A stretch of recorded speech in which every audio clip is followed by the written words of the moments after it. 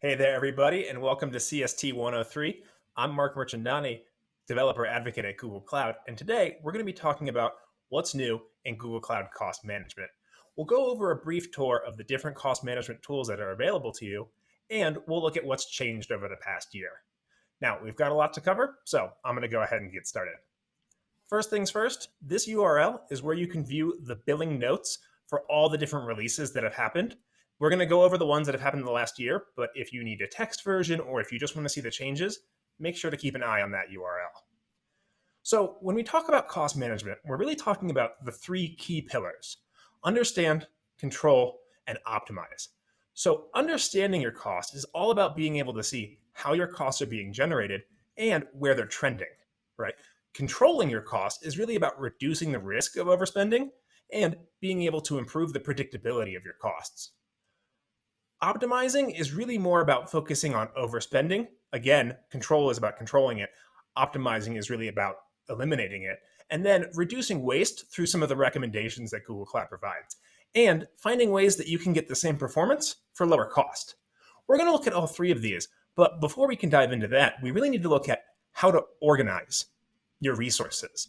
And I don't want to spend too much time on the resource hierarchy, but I highly recommend you go and check out last year's Next Talk on the resource organization and access management. It's a really great talk and it dives into a lot of detail. But the overall summary is that you want your resource hierarchy to look a lot like your organization.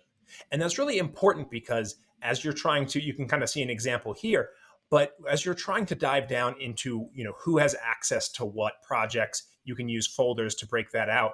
The permissions are inherited downwards. You also want to be able to track your costs through this same hierarchy. So you want to understand which groups are paying for which resources or which projects fall under which categories. It's really important to be able to track that because as your organization grows, you're going to want to be able to say, how do I know who paid for what? Another really great feature you can use is project labels. So you can create another way of looking at your projects, and you might label them with, for say, your environments, right? So you might have a production environment and a development environment. And then you can say the same thing. How can I get my costs for my production environments? Well, you can grab all the costs for those labels. So it's really important to have those organized. And speaking of permissions, you're going to see a lot of permissions for the billing account themselves. I want to go over the roles that you're typically going to see, but it's also important to know that you can actually create custom roles with the different permissions that you need. And you want to always follow that security best practice of least privilege, right? So making sure that people only have the access they need and nothing more. So you can create custom roles for that as you go down the road. But to start with, you're going to have billing account administrators, viewers, and users. Viewers are only going to be able to see the cost on the billing account. So it's a great simple role for them to go in and see how much people are spending. Users are actually able to associate a project with a billing account. And that's really important that you only give that to trusted users because as your organization grows, you're going to have a lot of projects. And being able to add them to the billing account means that you're actually going to have to pay for them. So make sure that you have the right permissions set up and that only certain users can add projects to the billing account. Finally, you're going to have the administrator who is going to be able to control everything like an administrator would. And it actually is going to be the focus of most of the things we're talking about today because they're the ones who can look at all the different reports in the console, as well as being the ones who can contact support. So you're going to probably start with using those three roles. You might add more roles as you go on. The other thing that's important to note is that a project owner can see the costs for only their projects, right? So they'll have access to the billing section of the console and they'll be able to see the billing reports, but it will only show data for their specific projects. You can kind of use that to your advantage when you're setting up the permissions for users to be able to understand who can see what. So with your costs being able to be measured only because your resources are organized and because you have these permissions, let's move on to the first step, which is really understanding your costs. And the best way to understand your cost is going to be to go to the billing section of the Google Cloud Console. And as soon as you do, you're going to see this, which is the billing account overview. This page looks a lot different than it did a year ago, and there's been a ton of changes to it. We're going to step through some of them now, but needless to say, it's an overview page, right? So you can see a lot of really quick information about your billing account as soon as you go there. The first section we'll look at is this new chart. Actually, it's two new charts that show up that show you your top 5 projects and your top 5 products that you're spending costs on. And it shows you their actual cost and their forecasted cost. So, I mean, as far as going to your billing account and seeing important information, you're going to be able to see where your costs are, where they're going over the month. Just being able to see that quick view is really helpful. In addition to that, we've also added a billing health check card. So this is a card that uses some of the best practices for our customers and says, hey, maybe you want to apply these to your billing account so that you're able to stay on top of the health of it. So one of the great examples of this is being able to set up a budget, which we'll actually talk about in a little bit, or making sure that you turn on BigQuery export or billing data export to BigQuery. We'll also talk about that later. And then one of the other good recommendations is to have multiple billing account administrators. This can be really important because, as I mentioned before, billing account administrators are the ones who can contact support. So it's really critical to make sure that you have, hopefully at least two, but maybe more. And you have this kind of idea of a reasonable level of redundancy, right? You don't want too many people having access to your billing account, but you also want to make sure that if one person gets locked out, you're not completely stuck. So one of the first reports that I want to talk about here is a new one that's been launched, and it's the cost breakdown report. And this really just gives you a quick and easy to see breakdown of the net impact of all the things you're spending, how the different discounts or other spendings affected those, and then your final cost. This is a great and very simple chart to be able to look at any month and understand, here's what I spent, here are all the different Google Cloud discounts, and there's a lot of different ones that can happen, and then here's what I'm going to end up actually paying. Besides that, there's the billing cost table. Also, all of this is going to be available in the console. And one of the reasons that all of these pages have been added is because a lot of this data has actually been removed from the Google Cloud invoices. So there's a lot less data there. That's really more, the invoice is really more about, here's how much I need to pay. All of these tables and charts are much more about how those costs actually came to be. And the billing cost data is really, the billing cost table is really just a tabular view of all of your invoice costs, and it's grouped by the SKU. You can quickly filter by different projects, you can do services, SKUs, you can rearrange the columns. It's a really great and simple way to break down all the costs and see how they're grouped. You can also export it to a CSV if you need to do some offline analysis, but this is probably the first place where you'll be able to see all those costs broken down. Similar to that table, there's the pricing report. And the pricing report, it looks very similar, but the difference here is that this one is actually showing you the cost of all the different services that Google Cloud has. That actually includes Google Cloud, it includes Google Maps platform, and G Suite. So they're all available in that table. And similar to the billing cost report, you can move things around and you can kind of break it down as you need, but you're also able to select to show all the SKUs for Google Cloud or just showing the SKUs that you've used. So it's a quick way to get the pricing for all of that data. On top of, if you have a negotiated price with Google Cloud, it's going to show you the default list price, the negotiated price, and the discount there. So it's really, really helpful to be able to say, okay, well, these are what all the services cost. And just like that billing report, you can export it to a CSV so that you're able to see all of that data and do some offline analysis as needed. Now, the billing documents page is a fairly straightforward page. It's really just where you go to download invoices, statements. It used to be called the invoices page. It's been renamed and cleaned up. And again, it's really just about finding that data and downloading it. This is where you're going to get the hard copy for all those documents. The billing reports, the actual chart that you're seeing on the screen here, this is part of the billing reports page. And this is probably where you're going to want to spend most of your time. Right? It gives you a great way to visualize all of the data that we were looking at before. The table is great because it breaks down it into great detail, but it can be a little hard to digest, right? The visualization here is really helpful, and it shows you the transactional costs on a per day basis, and you can actually break it between a line chart and a bar chart. But there's a lot of options on this page, and that's where you'll be measuring a lot of your costs. So one of the new features here is the cost forecast, and this has been added and changed a couple of times over the past year, and it includes long-term cost trends. So now it includes up to 12 months, and it factors in things like sustained use discounts. So sustained use discounts will typically have a very high, you'll start off with a very low discount, and then as you go on, the sustained use discount kicks in, and you kind of get this downwards pattern.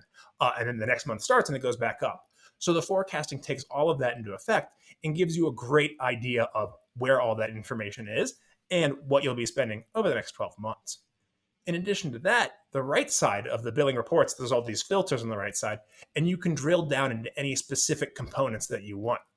When you change these components, it'll actually add it to the URL, And then, if you make a custom report or something, you can just share that URL with others. So it's really easy to kind of drill down into an area and then share that with the rest of your team.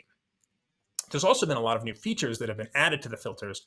And one of the cool ones is the invoice-centric view that you can click on. So in the default view, you can kind of select whatever range you want, last 30 days, 90 days, or just custom ranges. And that's really helpful. But the invoice view just tailors it directly to your invoice, right? So show me the invoice for June, show me the invoice for August, or June and August.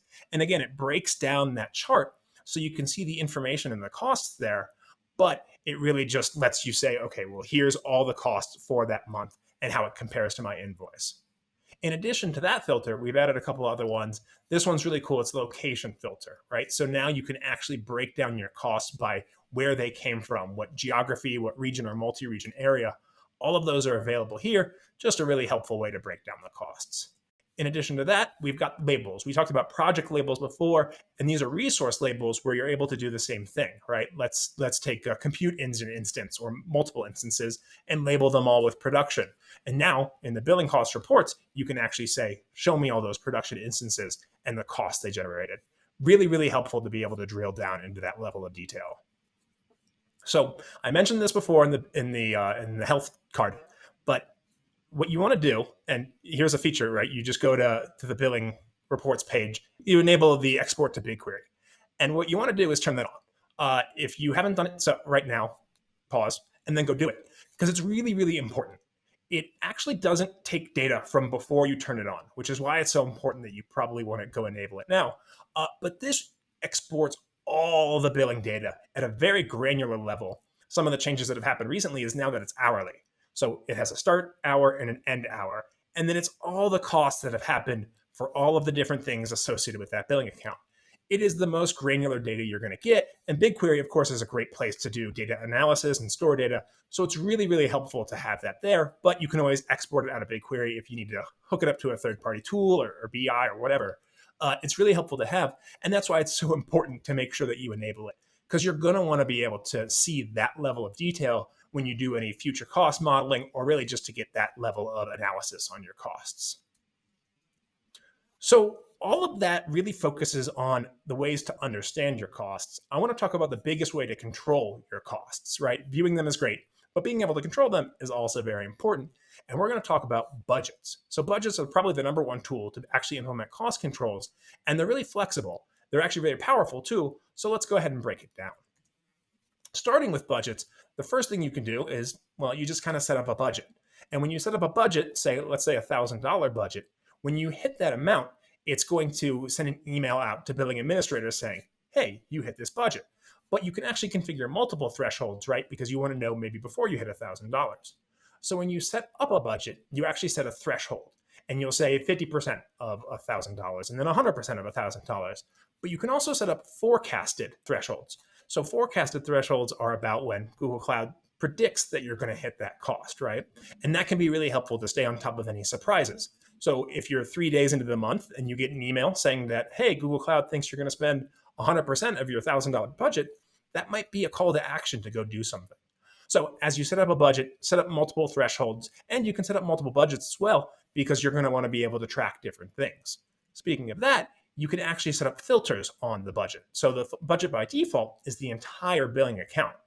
But when you actually filter it down, you can choose specific projects, specific products, or you can even choose those resource labels that we talked about earlier and say, okay, well, show me, here's my production budget, here's my dev budget, here's the budget for all of my biz dev projects. You have that flexibility and that control to be able to say, well, here, we'll get different alerts for different people. The other thing I want to talk about is the budget API. So this is currently in beta, but what it lets you do is automate the creation and managing of those budgets. That's really important because, as you grow and your organization gets more and more complex, you probably don't want to do all of this by hand. So being able to spend some time, learn the budget API, it's really, really critical to being able to say, okay, well, I set up a new project. We're going to go ahead and automate and add that to budgets and create new budgets and so on. So spending some time here can be really valuable as you grow.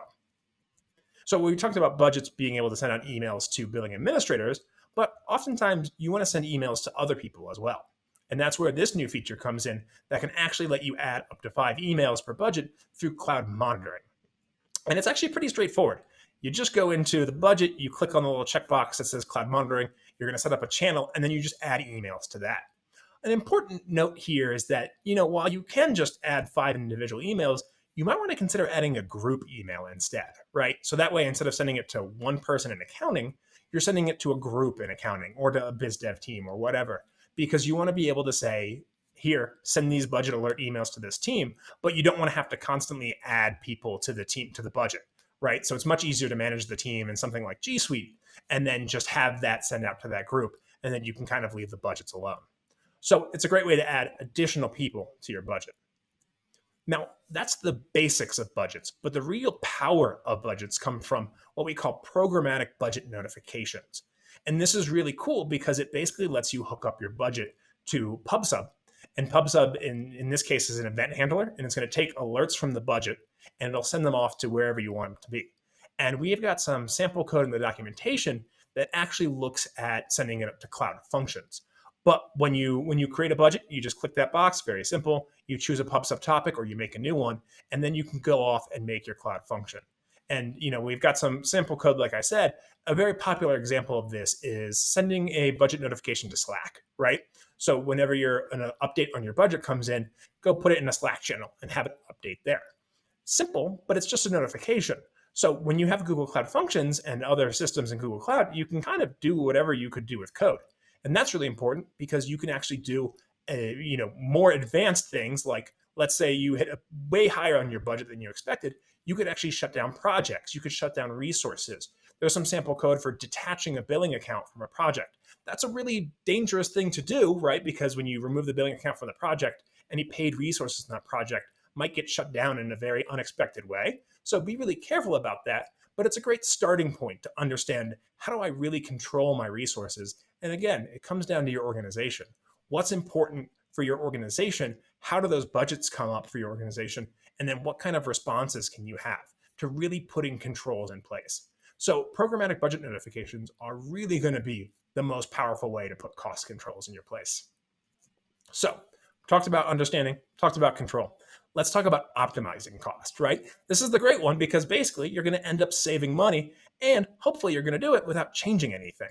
And the first thing, and honestly, one of the more common things I see, is that people aren't taking advantage of committed use discounts. And this is such a huge and actually really easy thing to set up on your account. All you have to do is sign up for them, and you'll start to pay a lot less for some of the resources you already use. So committed use discounts, or sometimes we call them CUDs, are able to help you save on really great static workloads. So if you've got vCPUs, RAM, SSDs, GPUs, all of those at a static level, you can look at and say, okay, well, I'm running a good amount of that, or maybe I have a baseline of it, right? You might have spiky workloads, but if you've got that baseline, you can take that amount and purchase a committed use discount for that amount, and then you're just going to be paying a lot less for the same thing. You're not changing those resources at all. You're just getting a discounted price because you're signing up for a 1 or 3 year commitment based on that. So it's really helpful to have. It's really easy to set up. And I've actually just added in beta the committed use discounts for Cloud SQL, right? The database is probably not something you're spinning up and down a lot. You probably have a good baseline for that. So it's just another great way to save a lot of money. And we actually have the committed use discount analysis report now, again, available in the billing section, which lets you just visualize your usage, right? So in this case, you have a very static usage. It'll show you what you're using on committed use discounts, what you could be using, and what's eligible for it. And then you can kind of say, well, look, I've got this flat workload that's going to be running for a year. Why don't I save money on it? Very easy way to save money. And again, no changes really necessary to your actual resources that are running. So the other thing that they changed in the last year with committed use discounts is discount sharing. And this one is probably my favorite because what it lets you do is take committed use discounts and move them to a billing account level. If you've worked with them before, they were specific to a project, right? So you'd have a committed use discount on this project and one on this and this and this. And as you grow in projects, that can be pretty painful. So it's really great to be able to say all the committed use discounts are now at the billing account level. Much, much easier and easier to say, oh, let's just spread it across all of our projects. Highly recommend you check that out if you're using committed use discounts, because it's just an even easier way to save money. One of the other features that's rolled out now and is going to have a lot of changes coming to it soon is the Recommender Hub, which is part of Active Assist. It's currently in beta and it surfaces a lot of recommendations. So you'll see some security recommendations, but you'll also see some cost recommendations. And two of the great ones are a committed use discount recommendation, right? So the analysis report lets you see it, but this one will just tell you like, hey, look, you're spending a lot here. You could be saving money there. And then another becoming recommendation is the compute engine cross-family recommendations. So when you're using compute engine, you've got to analyze which family you're using and which sizes you're using. That can get pretty complicated. And this will basically measure the amount that you're using those and say, oh, look, this is a pretty memory intensive application you're running. You might want to consider switching to a memory optimized machine, and you'll end up saving a lot of money. There's a lot of great stuff coming to the Recommender Hub, so make sure to keep your eye on that. So with all of that being said, we talked about understanding, controlling, and really optimizing your cost. There's two great sessions that are also available this week, CST 101 and CST 104. You can see a great customer story of how they used these recommendations to save money and a whole bunch of other stuff. Definitely recommend you check that out. And if you're interested in learning more, you want to check out this URL, cloud.eagle.com/cost management, because all of the resources that we talked about and so much more are there. You've got resources, guides, quick labs, YouTube playlists, a bunch of stuff that really deep dives on these individual topics. So I know it was a lot, but thank you all so much for joining me. And don't forget to enable billing export to BigQuery. Thank you.